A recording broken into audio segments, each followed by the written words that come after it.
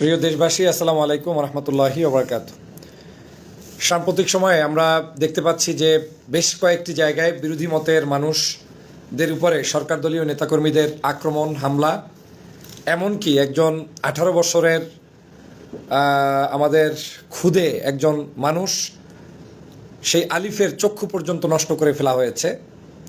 তার কোনো দোষ তিনিও জানেন না, কিন্তু সেই আলিফ একটি পদযাত্রায় অংশগ্রহণ করতে গিয়েছিলেন এনসিপির, সেখানে তার চক্ষুটার উপরে আক্রমণ করে চক্ষু নষ্ট করে ফেলা হয়েছে।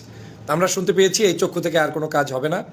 ইতিমধ্যেই ডাক্তার বলে দিয়েছেন যে তার চক্ষু চিরদিনের জন্যই হয়তো তিনি দৃষ্টিশক্তি হারিয়ে ফেলেছেন। আজও বিভিন্ন জায়গায় বিভিন্ন হামলার রিপোর্ট আমার কাছে বা পত্রপত্রিকা অনলাইনে আমরা দেখতে পেয়েছি। আমি জানি না এই হামলাগুলোর উদ্দেশ্য কী। দুটো কারণে আমি লেখালেখিতেও বলেছি, ভিন্ন জায়গায়ও বলেছি।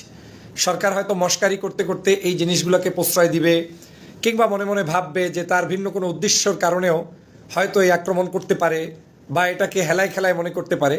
কিন্তু আসলে এটা যে কোনো মূল্যে তাদের ক্ষতির কারণ হয়ে দাঁড়াবে, তাতে কোনো সন্দেহ নাই। কারণ জুলাই পরবর্তী বাংলাদেশে আপনি যাদের উপরে ভিত্তি করে, এই যে আলিফ, তার মতো একটা সন্তান যার 18 বছর বয়স, তাদের মতো মানুষরাই তো রক্ত দিয়েছে, রক্ত ঝরিয়েছে। তারপরে সেই রক্ত ঝরার কারণে, শহীদ হওয়ার কারণে আজকের মাননীয় প্রধানমন্ত্রী, বাংলাদেশের প্রধানমন্ত্রী জনাব তারেক রহমান, আজকের মাননীয় বিরোধী দলীয় নেতা ডাক্তার শফিকুর রহমান জামাতের, এই যে পরিবর্তনটা বাংলাদেশে এনে দিয়েছে, তারা তো এই যুবকরা, তারা তো এই ছাত্ররা, তারা তো এই অল্প বয়স্ক মানুষরা। জুলাইয়ের আপনি চেতনা ধারণ করেন না করেন, সংস্কার করেন না করেন, ভিন্ন আলাপ, কিন্তু আপনি কোনো অবস্থাতেই ফেসিবাদের চরিত্রটাকে সামনে আনার কোনো সুযোগ বাংলাদেশে নেই। আলিফ একজন ছোট্ট, তার চক্ষু উপড়ে ফেলতে হবে, এমন কি আচরণটা হয়েছে বলেন আপনারা? আজকের বাংলাদেশে ফর এক্সাম্পল কেউ কেউ বলতে পারে কোনো নেতার বক্তব্য পছন্দ না, তার ব্যক্তিগত আচরণ প্রধানমন্ত্রীকে নিয়ে এক ধরনের, সেটা আপনার ভালো লাগে না।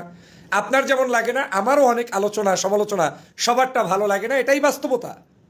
এই কনসেপ্ট আমাদের ইউনিটি ইন ডাইভার্সিটি তো থাকতে হবে, মতানৈক্যের মধ্যেও ঐক্য থাকতে হবে। সেটা হচ্ছে এই, আপনার ভালো লাগে না কারো একটা গালিগালাজ, কিন্তু গত 17 বছর তো আপনার ভালো লাগে নাই।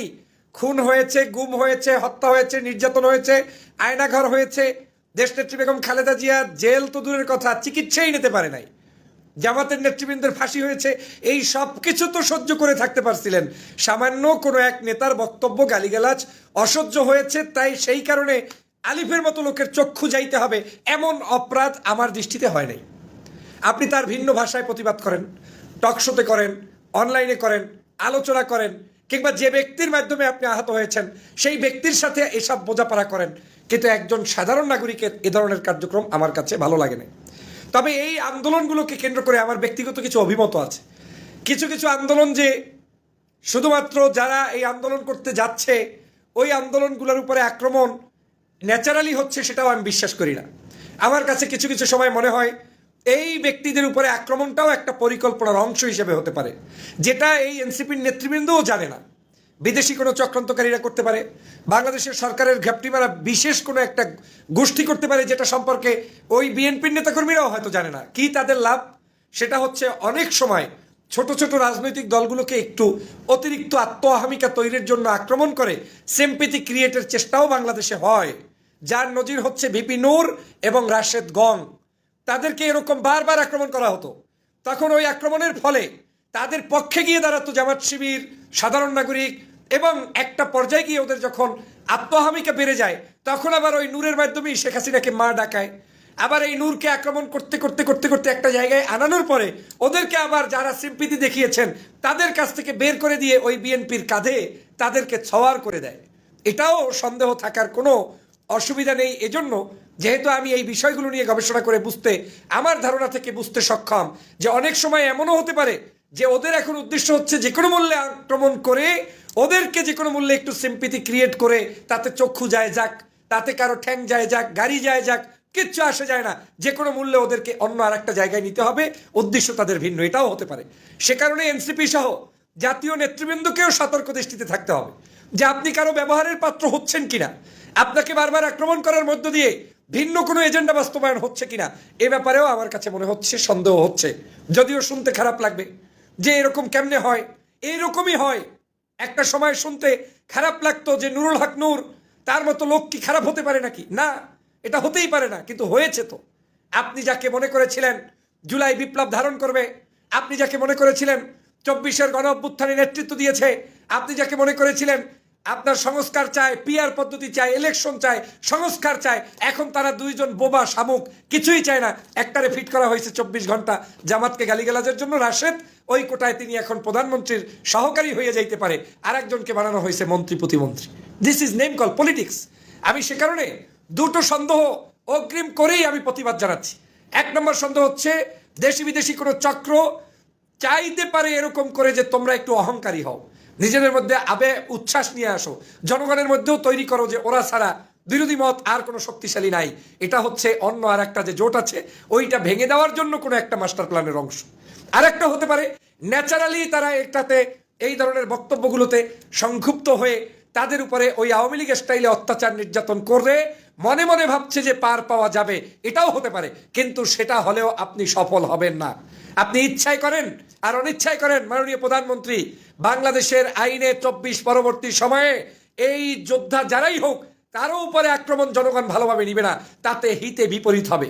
যেমনটা শেখ হাসিনার হয়েছিল, বলেছিল রাজাকার রাজাকার নাতি পুতি এই সেই। এদেশের কেউ রাজাকারদেরকে পছন্দ করে না। রাজাকার কে সেটা আপনারাও জানেন, আমরাও জানি। বাংলাদেশের তালিকায় রাজাকার আওয়ামী লীগের সংখ্যায় বেশি, দ্বিতীয় স্থান অধিকার করছে বিএনপি, তৃতীয় হচ্ছে জামাত। তারপরেও গালিগালাজ করতে গিয়ে রাজাকার রাজাকার জামাতকে বলতো। জনগণ কি ওটা ভালোভাবে নিয়েছে? নেয়নি।